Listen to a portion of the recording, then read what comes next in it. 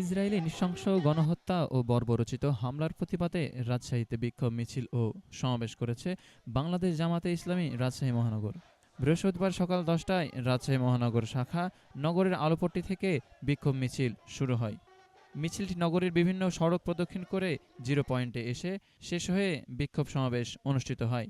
বিক্ষোভ সমাবেশে বক্তব্য রাখেন বাংলাদেশ জামাতে ইসলামী রাজশাহী মহানগরের আমির ডক্টর মাওলানা কেরামত আলী, ভারপ্রাপ্ত সেক্রেটারি অধ্যক্ষ মাহবুবুল আহসান বুলবুল, সহকারী সেক্রেটারি অধ্যক্ষ শাহাদত হোসাইন। সমাবেশে আরও বক্তব্য রাখেন বাংলাদেশ জামাতে ইসলামীর সাংগঠনিক সম্পাদক জসিমউদ্দিন সরকার। বক্তারা বলেন, বিশ্ব মানবাধিকার নিয়ে অনেকেই কথা বলে, কিন্তু যখনই ফিলিস্তিনের ওপর হামলা হয় তখন সবাই নিশ্চুপ। যুদ্ধবিরোধী চুক্তি লঙ্ঘন করে ইসরায়েলের যে গণহত্যা চালাচ্ছে তার বিরুদ্ধে বিশ্ব সম্প্রদায়কে সোচ্চার হতে হবে। নেতারা ফিলিস্তিনি ভাই বোনদের রক্ষা করার জন্য পুরো বিশ্বের মানুষকে এগিয়ে আসার আহ্বান জানান। চুক্তিকে লঙ্ঘন করে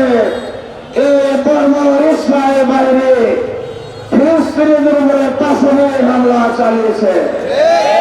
একই রাতে ৪২৫ জন ফিলিস্তিনি মুসলিম ভাই, শিশু সহ নারী সহ তারাকে শহীদ করেছে।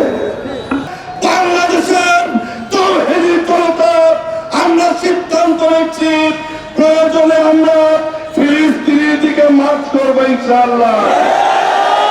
প্রতি রোজার মাসে, প্রতি সিয়ামের মাসে ইসরায়েলি ওই বর্বর হায়না ইহুদিদের ভেতরে সুরসুরি তৈরি হয়। যখন ইফতারের মুহূর্ত আসে, যখন ইসরায়েলের মুহূর্ত আসে, ঠিক সেই মুহূর্তে ফিলিস্তিনি নিরাপদ নিরীহ শিশুদের উপরে তারা হামলা চালায়। আজকের এই সমাবেশ থেকে আমরা তীব্র নিন্দা এবং প্রতিবাদ জানাচ্ছি।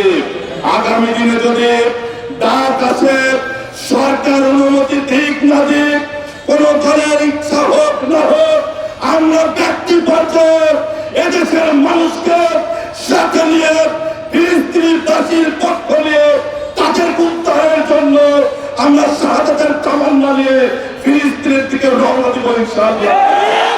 আব্দুল্লাহ নোমান, প্রিয়জন টিভি, রাজশাহী।